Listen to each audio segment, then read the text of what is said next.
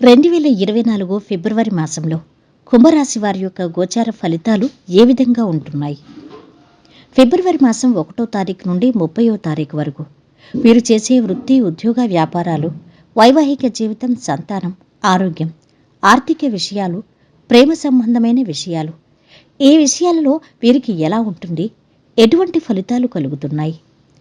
ఇది తెలుసుకోవాలంటే ఫిబ్రవరి మాసంలో వీరి యొక్క గ్రహస్థితి ఏ విధంగా ఉంది అనేది తెలుసుకోవాలి. ఫిబ్రవరి మాసంలో వీరి యొక్క గ్రహస్థితి ఏ విధంగా ఉంది, ఎన్ని గ్రహాలు అనుకూలంగా ఉండి అనుకూల ఫలితాలు ఇస్తున్నాయి, ఎన్ని గ్రహాలు ప్రతికూలంగా ఉండి ప్రతికూలమైన ఫలితాలు ఇస్తున్నాయి, ఈ ప్రతికూల ఫలితాలను తప్పించుకోవాలంటే ఏ దేవత ఆరాధన చేసుకోవాలి, ఈ పూర్తి వివరాలు వీడియోలో తెలుసుకుందాం. అన్నింటికన్నా ముందు మా ఛానల్ని మీరు మొదటిసారి చూస్తున్నట్టయితే కనుక ఛానల్ని సబ్స్క్రైబ్ చేసుకోండి, పక్కనే ఉన్న బెల్ ఐకాన్ని యాక్టివేట్ చేసుకోండి. దీనివల్ల మేము చేసే ప్రతి వీడియో నోటిఫికేషన్ ద్వారా మీ దాకా చేరుతుంది. ఇక కుంభరాశికి అధిపతి శనీశ్వరుడు. ఇక కుంభరాశి వారి యొక్క గ్రహస్థితి ఏ విధంగా తెలుసుకోవాలంటే, అసలు గోచారం అంటే గ్రహచారం అంటే గ్రహాల స్థితి, యుతి, దృష్టి, కలయిక, వీటన్నిటిని బట్టే ఫలితాలు ఆధారపడి ఉంటాయి. కుంభరాశి వారి యొక్క గ్రహస్థితి ఏ విధంగా ఉంది అనేది ఒకసారి చూద్దాం. కుజుడు ఫిబ్రవరి 5వ తారీఖు వరకు 9వ స్థానమైన ధనుసు రాశిలో ఉన్నాడు. 6వ తారీఖు తర్వాత మకర రాశిలో స్థితి పొందుతున్నాడు. ఇక ఈ మాసాంతమంతా అక్కడే ఉంటారు. ద్వితీయ సప్తమాధిపతి శుక్రుడు 11 ఫిబ్రవరి వరకు ధనుస్సు రాశిలో ఉండి 12 ఫిబ్రవరి నుండి మకరంలో స్థితి పొందుతున్నాడు. తృతీయ షష్టమాధిపతి బుధగ్రహం 19 ఫిబ్రవరి వరకు మకరంలో స్థితి పొంది 20 ఫిబ్రవరి వరకు కుంభరాశిలో స్థితి పొందుతున్నాడు. శనీశ్వరుడు దశమ లాభాధిపతి. ఈయన 11వ స్థానంలో కుంభరాశిలో మూల త్రికోణంలో ఉంటున్నారు.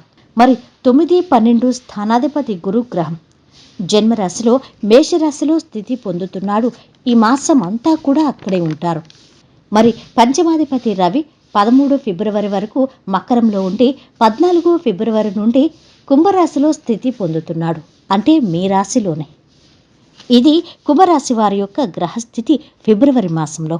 మరి ఈ గ్రహస్థితిని అనుసరించి వారు చేసే వృత్తి, ఉద్యోగ, వ్యాపారాలు, వైవాహిక జీవితం, సంతానం, విదేశీయానం, ప్రేమ సంబంధిత విషయాలు, ఆర్థిక విషయాలు, ఆరోగ్యం, ఈ అన్ని విషయాలు కూడా ఎలా ఉంటున్నాయి చూద్దాం. కుంభరాశి వారికి మీ యొక్క రాశ్యాధిపతి శనీశ్వరుడు మీ రాశిలోనే సంచరిస్తున్నాడు. రాశిలోనే రాశినాథుడు ఉండడం అనేది ఈ మాసంలో వీరికి కొన్ని ఫలితాలు, అంటే అవి ప్రతికూలమా అనుకూలమా అనేది చూద్దాం. రాశిలోనే రాశినాథుడు సంచరించడం అనేది కొన్ని ప్రతికూలతలు ఇస్తుంది, అలాగే కొన్ని అనుకూలతలు కూడా ఇస్తుంది. ప్రతికూలత ఏంటంటే ఈ మాసంలో తల్లిగారి ఆరోగ్య విషయంలో కాస్త జాగ్రత్త. అది ఫిబ్రవరి, మార్చి 2 మాసాలు కూడా తల్లిగారి ఆరోగ్యాన్ని జాగ్రత్తగా చూసుకోవాలి. అంతేకాదు ఈ మాసంలో కొంత ఘర్షణ పూర్వక వాతావరణం కూడా ఉంటుంది. ఇక ఆర్థిక సంబంధ విషయాలు ఎలా ఉంటాయి అంటే వీరికి ముఖ్యంగా ఆర్థిక విషయాలు బాగుంటాయి, అయితే కొన్ని ఖర్చులు మాత్రం ఉంటాయి. ఇక ఆన్లైన్లో బిజినెస్ అభివృద్ధి చేసుకోవాలి అనుకునే వారికి బాగుంటుంది ఈ మాసం. ఆన్లైన్ వ్యాపారాల ద్వారా వీరికి మంచి లాభాలు ఉంటాయి. ఇక వివాహం కాని అవివాహితులకు వివాహ సంబంధ విషయాలు అనుకూలిస్తాయి. అయితే పనులు కాస్త నిదానంగా సాగుతాయి. పనులు వాయిదా పడటం, నిర్ణయాలు ఆలస్యంగా తీసుకోవటం, ఇటువంటివైతే జరుగుతాయి శని భగవానుడి వలన. ఇక రియల్ ఎస్టేట్ వ్యాపారంలో ఉన్నవారికి సమయం చాలా బాగుంటుంది. ఇక ఈ మాసంలో తండ్రి గారి ఆస్తికి సంబంధించి విషయాలు వీరికి అనుకూలంగా ఉన్నాయి. అయితే షేర్ మార్కెట్ రంగంలో కొంత పెట్టుబడులు పెట్టేటప్పుడు జాగ్రత్తగా ఉండాలి. ఎందుకంటే ఈ విషయాల్లో కొంత ఒత్తిడి ఉంటుంది. ఇక కుంభరాశి వారి యొక్క ప్రేమ సంబంధ విషయాలు ఎలా ఉంటాయి? ఈ మాసంలో వీరికి మిస్అండర్స్టాండింగ్స్, మిస్కమ్యూనికేషన్స్ ఎక్కువగా ఉంటాయి. వీరికి గొడవలు, చికాకులు ఇటువంటివి ఉంటాయి. ఒకరి మధ్య ఒత్తిడి ఉంటుంది. ఈ ఒత్తిడి, ఘర్షణ పూర్వక వాతావరణం అనేది ఫిబ్రవరి 1, 2 తారీఖుల్లో మాత్రం ఎక్కువగా ఉంటుంది. ఇక బంధువర్గంతో కూడా వీరికి తగువులు, గొడవలు ఉంటాయి. స్నేహితులు, వీరి బంధువులతో కాస్త జాగ్రత్తగా ఉండాలి. వీరి మాట తీరు మార్చుకోవాలి. మాట కఠినత్వం కాకుండా మృదువుగా ఉండాలి. ఇక రుణాలు, లోన్స్ సంబంధించి విషయాలు మంచిగా అనుకూలంగా ఉంటాయి.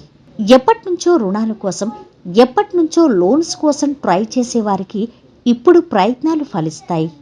లోన్స్ తీసుకోవటంలో ఉన్న అడ్డంకులు తొలగిపోతాయి. ఇక కుంభరాశి వారికి పూర్వీకుల ఆస్తికి సంబంధించి నిర్ణయాలు తీసుకునేటప్పుడు, అంటే మీ తాతగారి యొక్క ఆస్తికి సంబంధించి ఏదైనా నిర్ణయాన్ని తీసుకునేటప్పుడు కాస్త జాగ్రత్తగా ఉండాలి, తొందరపడొద్దు. అంటే ఆ ఆస్తిని చూసుకునేవారు ఎవరూ లేరు, ఎంతో కొంత రేటుకు అమ్మేద్దాం అని అమ్మేస్తారు. తర్వాత ఆ రేటు చాలా ఎక్కువగా పెరిగిపోతుంది. దీనివల్ల తర్వాత బాధపడాల్సి ఉంటుంది. కాబట్టి ఈ విషయంలో తొందరపాటు నిర్ణయం తీసుకోవద్దు.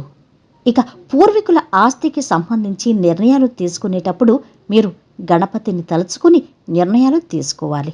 ఇక ఉద్యోగాల్లో మీకు ప్రమోషన్స్, ఇంక్రిమెంట్స్ ఉంటాయి. ఉద్యోగ అవకాశాలు పెరుగుతాయి.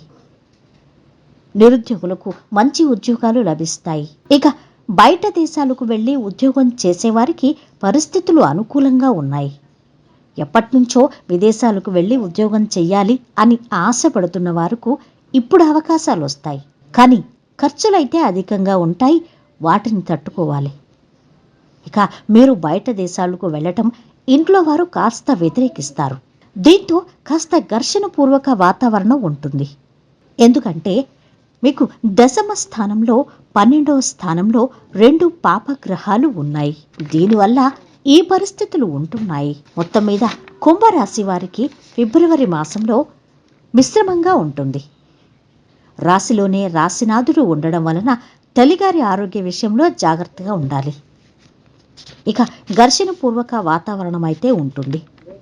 ఆర్థిక విషయాలు బాగుంటాయి, కానీ ఆన్లైన్ వ్యాపారాలు చేసేవారికి పరిస్థితులు అనుకూలిస్తాయి. వివాహ సంబంధమైన విషయాలు బాగుంటాయి, అయితే కాస్త ఆలస్యంగా జరుగుతాయి. రియల్ ఎస్టేట్ వారికి బాగుంది.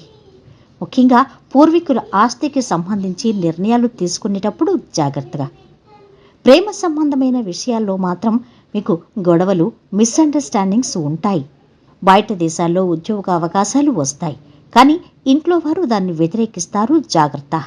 అంతేకాదు ఈ మాసంలో కొంత ఘర్షణపూర్వక వాతావరణం కూడా ఉంటుంది. ఇక ఆర్థిక సంబంధ విషయాలు ఎలా ఉంటాయి అంటే వీరికి ముఖ్యంగా ఆర్థిక విషయాలు బాగుంటాయి, అయితే కొన్ని ఖర్చులు మాత్రం ఉంటాయి. ఇక ఆన్లైన్లో బిజినెస్ అభివృద్ధి చేసుకోవాలి అనుకునే వారికి బాగుంటుంది ఈ మాసం. ఆన్లైన్ వ్యాపారాల ద్వారా వీరికి మంచి లాభాలు ఉంటాయి. ఇక మీరు చేయవలసిన దేవత ఆరాధన, విష్ణువుని ఆరాధించాలి, గణపతిని ఆరాధించాలి. దీనివల్ల వీరికి శుభ ఫలితాలు ఉంటాయి. వీడియో నచ్చితే లైక్ చేసి షేర్ చేయండి. మరిన్ని వీడియోస్ కోసం ఛానల్ని సబ్స్క్రైబ్ చేసుకోండి.